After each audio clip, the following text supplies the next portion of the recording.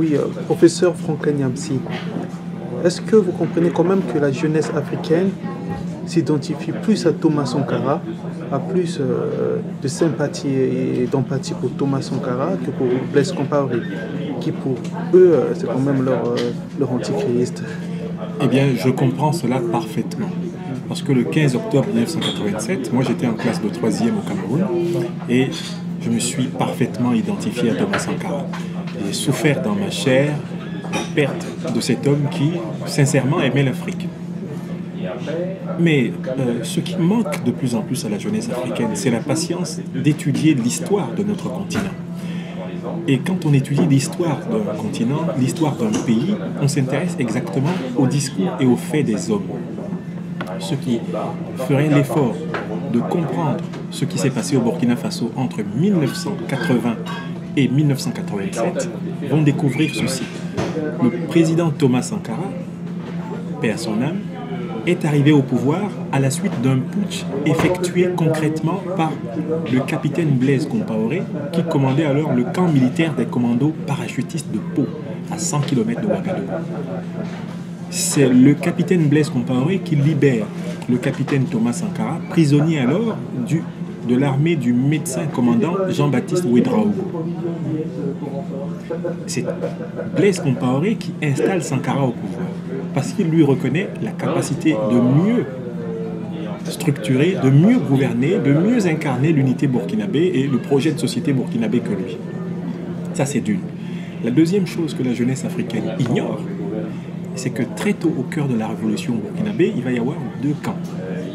Le camp marxiste-léniniste communiste incarné par Thomas Sankara, qui s'inspirait des démocraties populaires de l'Est, et en particulier de la démocratie albanienne d'Enver Hoxha, une démocratie qui s'avéra plus tard être un système totalitaire, et d'autre part le camp de l'Ouest de la démocratie occidentale représentative, globalement associée au capitalisme, incarné par les États-Unis, la France, l'Allemagne fédérale, etc. Et ce camp était représenté dans la révolution par Blaise Compaoré. Donc en réalité, la guerre froide qui avait lieu dans le monde s'est déroulée à l'intérieur de la révolution burkinabé. Voici donc les étapes de la guerre froide mondiale dans la révolution burkinabé. Voici une date que les jeunes Africains ne connaissent pas. Le 11 juin 1984, sur la place publique de Ouagadougou, avec l'accord de Thomas Sankara, une dizaine d'officiers de l'armée burkinabé sont passés publiquement par les armes parce qu'ils sont soupçonnés d'avoir tenté de renverser le capitaine président Thomas Sankara. Je dis bien le 11 juin 1984. Jeunes Africains, allez sur Internet, lisez les livres d'histoire de la révolution burkinabé et vous verrez que le sang a commencé à couler dans la révolution burkinabé longtemps avant la mort du président Thomas Sankara. Les officiers qui sont exécutés le 11 juin 1984 se trouvent être, comme de juste, presque tous des proches du capitaine Blaise Compaoré. À partir donc du 11 juin 1984, au cœur de la révolution burkinabé se pose une question fondamentale. C'est une question de survie entre les deux chefs, les deux grandes ailes idéologiques. Les deux leaders de la révolution. Les deux leaders de la révolution. Compaoré a bien compris le message. À la première occasion, tu y passeras.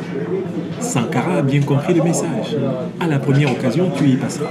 Ce qui se produit donc le 15 octobre 1987 n'est que la suite logique d'une succession d'épisodes sanglants, y compris des épisodes qui se déroulent à l'étranger. Les services secrets burkinabés allant jusqu'à assassiner des partenaires supposés de Blaise Compaoré hors du territoire burkinabé. Et pour beaucoup, c'est le président Félix Houphouët-Boigny et la France qui ont manipulé le capitaine Blaise Compaoré pour assassiner Thomas Sankara et mettre fin à cette aventure. Ceux qui le disent n'ont jamais donné de preuves de ce qu'ils affirment. Moi, j'ai lu tous les livres sur l'histoire de la révolution burkinabé. Je n'ai aucun document, je n'ai aucun témoignage du président Houphouët-Boigny donnant l'ordre d'exécuter Thomas Sankara qui ne représentait rien pour lui et qui ne pouvait rien lui faire. Le fond de l'affaire, c'est que Thomas Sankara est mort au cœur d'une lutte fratricide entre les deux ailes de la révolution burkinabé.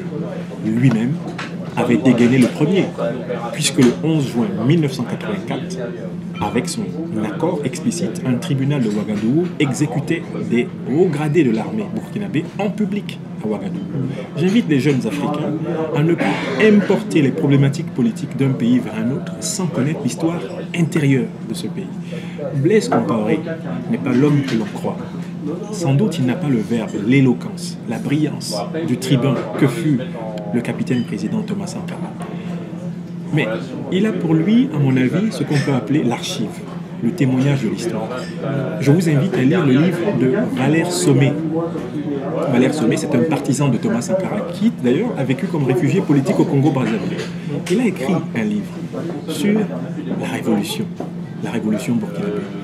Tapez Valère Sommet, la révolution burkinabé, et vous verrez que Valère Sommet écrit la chose suivante, je cite presque de mémoire.